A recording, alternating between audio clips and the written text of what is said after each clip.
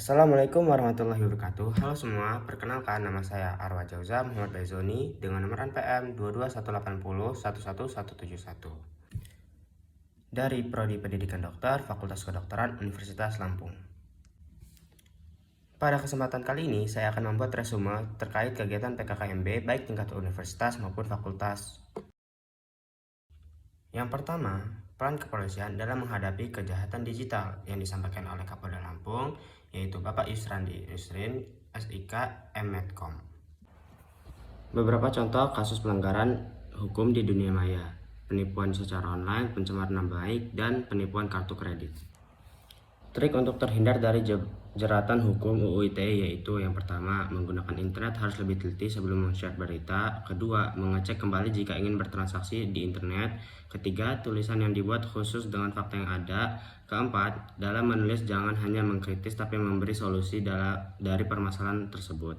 Kelima, jangan ragu untuk meminta maaf bila kita melakukan kesalahan. Keenam, segera melaporkan ke pihak berwajib jika pernah menjadi korban kejahatan di media sosial. Materi kedua terkait pengembangan karakter mahasiswa yang disampaikan oleh Dr. Sutsetya Herawati, ST, MSI.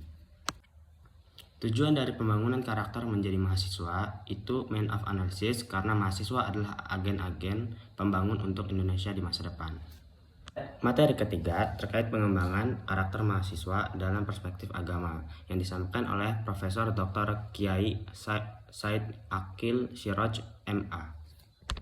Kiat-kiat menjaga toleransi umat beragama. Pertama, tetap menghormati agama lain. Kedua, tidak mengolok-olok agama lain. Ketiga, membeda-bedakan agama yang teman kita percayai. Keempat, tidak merusak tempat ibadah dan membuat kegaduhan. Materi pertama, Merdeka Belajar Kampus Merdeka yang disampaikan oleh Profesor Dr. Heryandi, MSI. Tujuannya mendorong proses pembelajaran semakin otonom dan fleksibel dan menciptakan kultur belajar yang inovatif, tidak mengekang, dan sesuai dengan kebutuhan mahasiswa. Berikut merupakan beberapa contoh kegiatan Merdeka Belajar Kampus Belajar. Pertama, pertukaran pelajar. Kedua, magang atau praktik kerja. Ketiga, asisten mengajar di suatu satuan pendidikan. Keempat, penelitian atau riset. Kelima, proyek kemanusiaan. Materi kedua terkait kesadaran lingkungan hidup, manajemen risiko, dan kampus sehat yang disampaikan oleh Profesor Dr. Asep Sukohar, MKes. Kampus sehat dan Health Promoting University yaitu gerakan untuk hidup sehat pada tatanan perguruan tinggi, dan gerakan ini menjadi cikal bakal aktivitas kampus siaga COVID-19. Beberapa upaya kampus sehat yang dilakukan oleh Unila: yang pertama, zero tolerance area. Yang kedua, parkir terpadu dan pembatasan penggunaan kendaraan bermotor untuk mengurangi polusi udara di lingkungan kampus, pengelolaan sumber air. Yang keempat, arboretum dan anggrek, tempat penanaman pohon dan penanaman anggrek. Yang kelima, pengelola sampah TSPT, tempat pembuangan sampah terpadu. Materi ketiga terkait etika dan norma kehidupan di kampus yang disampaikan oleh Profesor Dr. Yulianto, MSI. Tujuan mahasiswa itu bukan hanya mengajar IPK, tapi mampu memimpin dengan baik, mengembangkan kemampuan berorganisasi, mengatur teman-teman dengan baik, dapat mengeluarkan pendapat di hadapan banyak orang. Berikut merupakan 10 karakter yang harus dimiliki mahasiswa ideal. Yang pertama, rajin belajar. Kedua, memiliki orientasi yang jelas. Yang ketiga, bermanfaat bagi orang lain. Yang keempat, bisa menyesuaikan diri. Yang kelima, peduli terhadap lingkungan. Yang keenam, kreatif. Yang ketujuh, inovatif. Yang kedelapan, disiplin. Yang kesembilan, memiliki cita-cita yang tinggi. Yang kesepuluh, rendah hati. Materi keempat terkait perguruan tinggi di era revolusi industri 4.0 dan kehidupan kampus yang disampaikan oleh Profesor Suharso, PhD.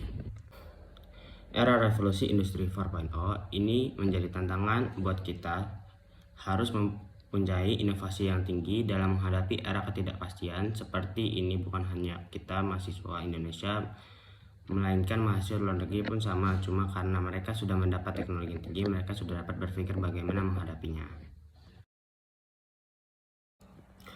Materi pertama yaitu plagiarisme.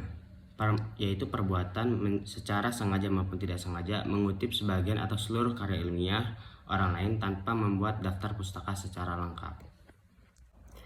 Berikut beberapa jenis plagiarisme: misleading attribution, secondary source, verbatim plagiarism, complete plagiarism, unethical collaboration, repetitive research, replications, paraphrasing, duplication, invalid source. Materi berikutnya merupakan keberhasilan dalam belajar dan etika mahasiswa. Beberapa faktor yang mempengaruhi keberhasilan. Yang pertama, sistem penilaian. Kedua, strategi belajar, motivasi, kecerdasan dan bakat, fasilitas, kurikulum, lingkungan sosial, dan dukungan orang tua pastinya. Beberapa etika sebagai mahasiswa: berkomunikasi, etika di masyarakat, etika akademik, etika di lingkungan kampus, dan etika dengan pasien dan sejawat. 5 stars doctor. Yang pertama, decision maker. Kedua, communicator. Ketiga, community leader. Keempat, manager.